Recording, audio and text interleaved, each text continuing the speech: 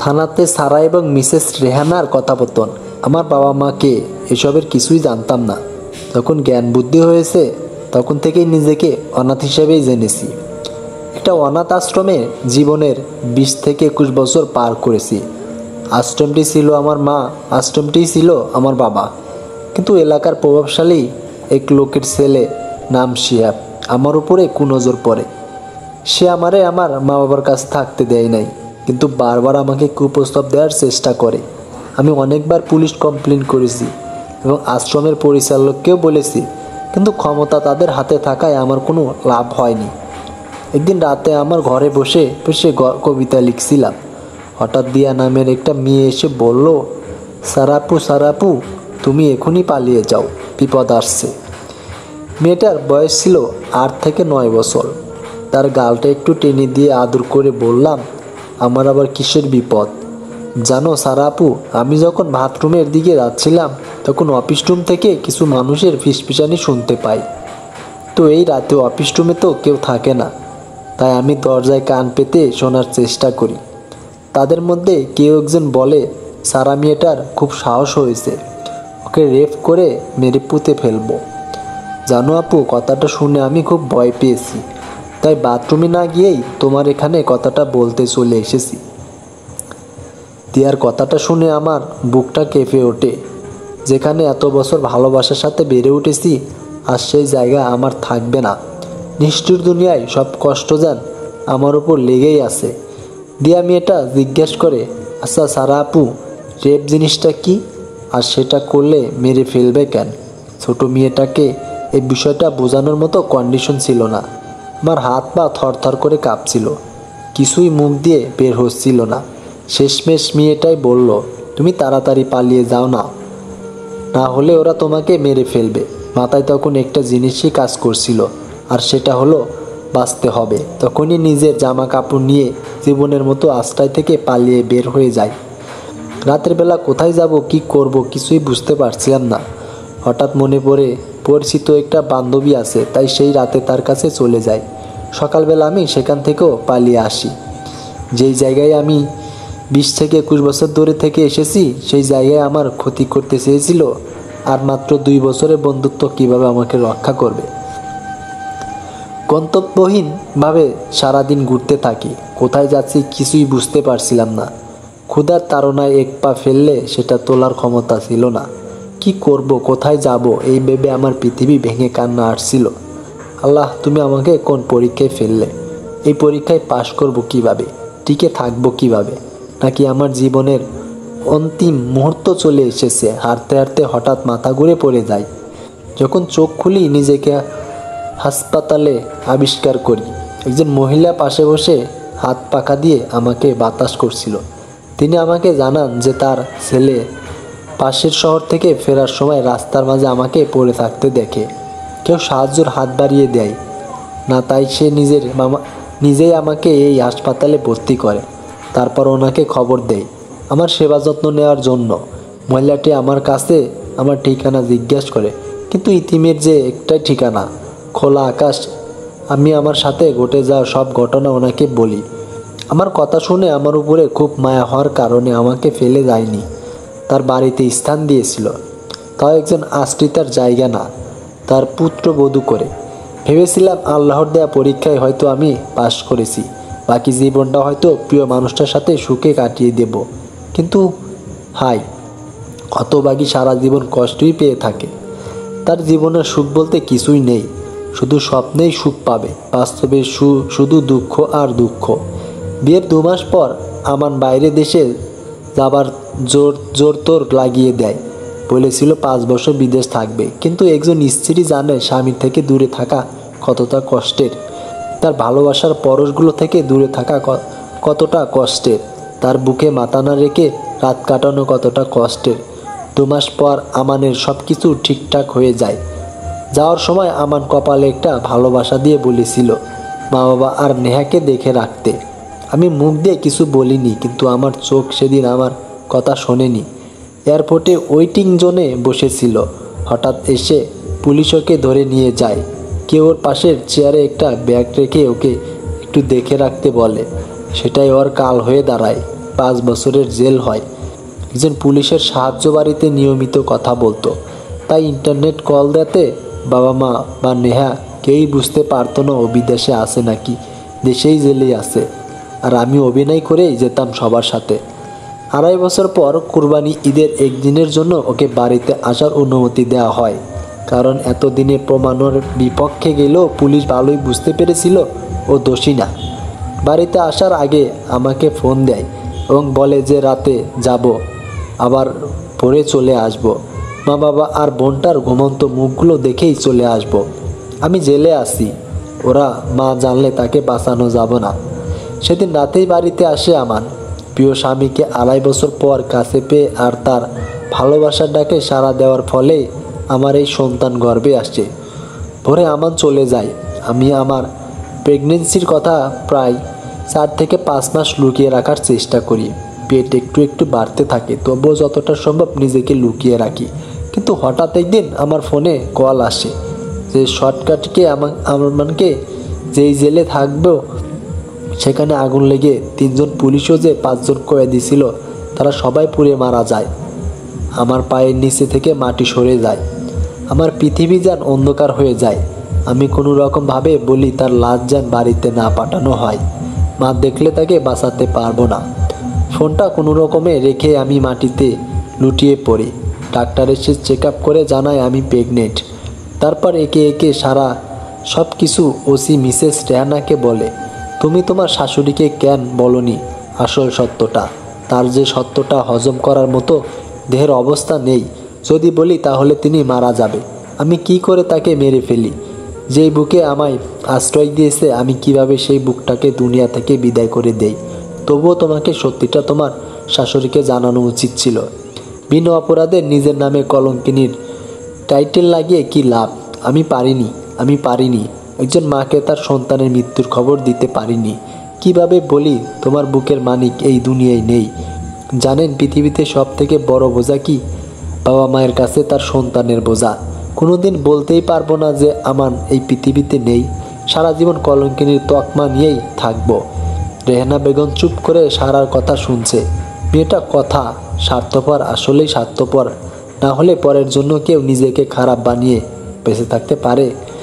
সারা একটু চুপ করে আবার বলতে লাগলো, একবার তো আমার নামের পাশে কলঙ্কিনীর তকমা লেগে গিয়েছে, এটা মুছে ফেলা যাবে না। মানুষ 1000টা ভালো কাজ করলে লোকজন তাকে মনে রাখে না, কিন্তু তার নামে একটা খারাপ কথা শুনলে সবাই তার চেহারা মুখস্থ করে রাখে। আমারটা ঠিক তেমনই হবে। সারা, আমার কিন্তু একটা জিনিস এখনো পরিষ্কার না, সেটা হলো যেদিন তোমার শাশুড়ি জানতে পারলো তুমি প্রেগনেন্ট, সেই দিন সে ফোনে কার সাথে কথা বলছিল? সেটা যদি তোমার স্বামী না হয়ে থাকে তাহলে কে ছিল? সে তোমার কি কোনো বন্ধু? সারা বিশেষ রেহানার কথাটা শুনে সেটা ভাবুক হয়ে গেল। উনি তো ঠিক কথাই বললেন। তাহলে সেদিনের লোকটা কে ছিল? আমি তো এত পরিমাণ শকে ছিলাম যে এই কথাটা আমার মাথায় আসেনি। কে ছিল সে? তারপর সারা কিছুটা ভেবে নিজেই বলল, এমনও তো হতে পারে যে আমান যে পুলিশের ফোন ব্যবহার করত সেই পুলিশটাই কণ্ঠ বদলিয়ে মায়ের সাথে কথা বলছিল। কারণ আমি তো আগেই অনুরোধ করেছিলাম আমানের লাশটা যেন বাড়িতে না দেওয়া হয়। তাই হয়তো একটা মায়ের বুকে সন্তানের লাশ দেওয়ার থেকে সবার অজান্তেই সে সন্তানের জায়গাটা পূরণ করে দিতে চাচ্ছে। মিসেস রেহানা নিজের চেয়ার থেকে উঠে সারার পাশে এসে দাঁড়িয়ে বলল, কিছু মনে করো না সারা, আমি একটা কথা বলি। আমি তো পুলিশ, তাই সব কিছু সন্দেহের চোখে দেখি। বিষয়টা তো এমনও হতে পারে যে তোমার স্বামী মানে আমান, সে কোনোদিনই জেলে যায়নি, কোনো শর্ট সার্কিটের আগুনও মারা যায়নি। সব কিছুই তো তার প্ল্যানও হতে পারে। মিসেস সাবিনার কথা শুনে সারা কিছুটা দুশ্চিন্তাগ্রস্ত হয়ে গেল।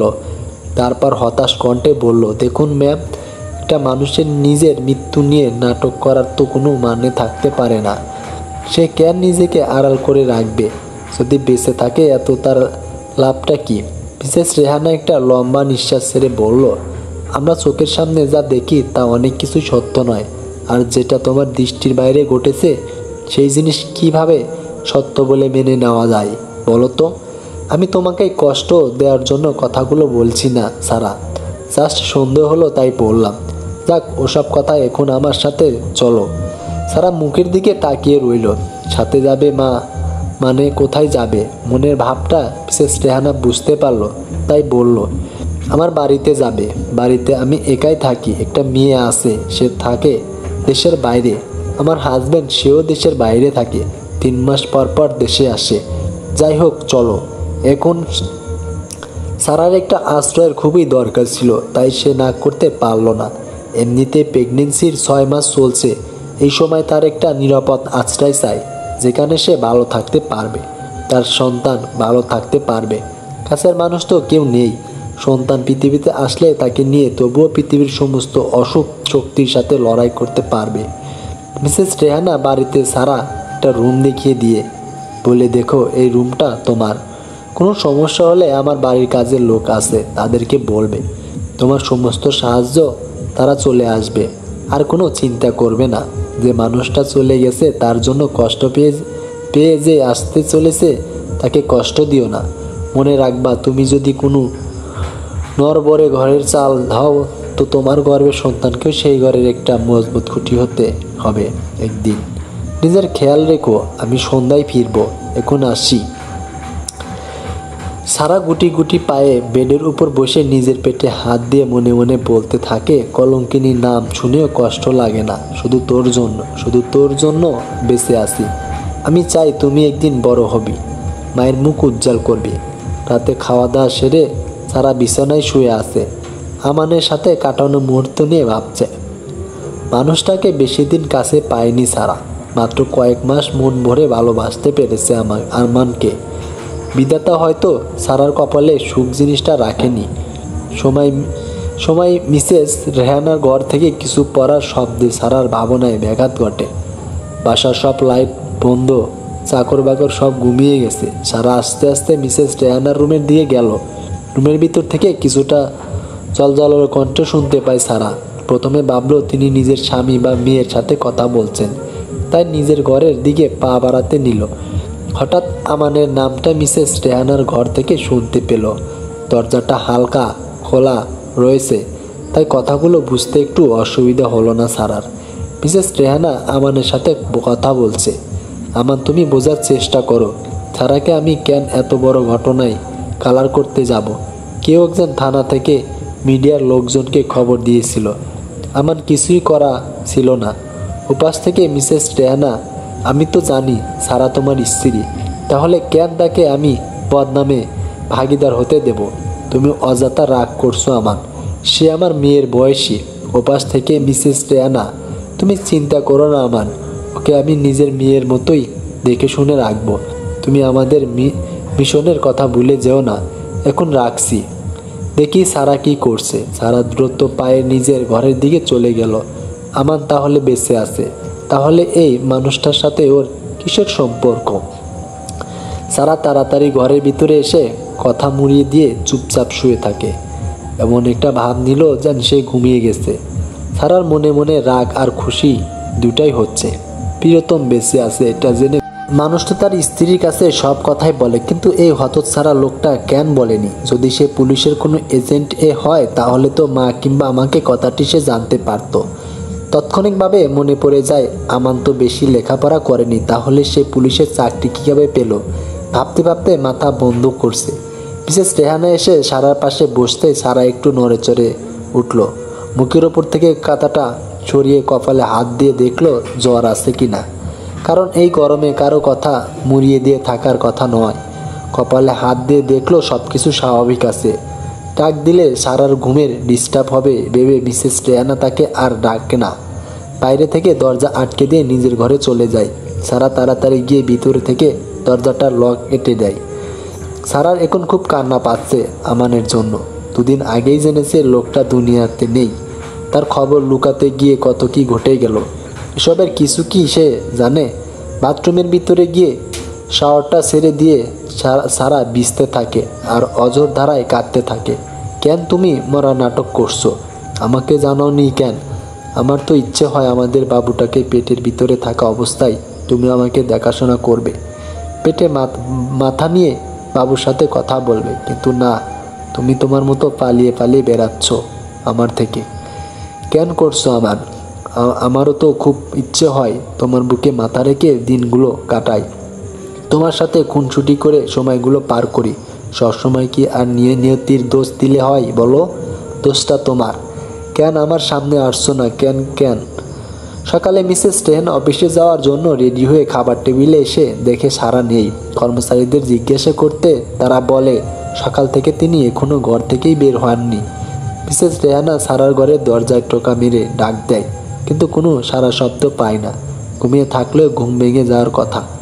মনের ভিতর একটু সন্দেহ হলো, তাই নিজের ঘরের আলমারি থেকে চাবিটা এনে সারার ঘরের দরজাটা খোলে।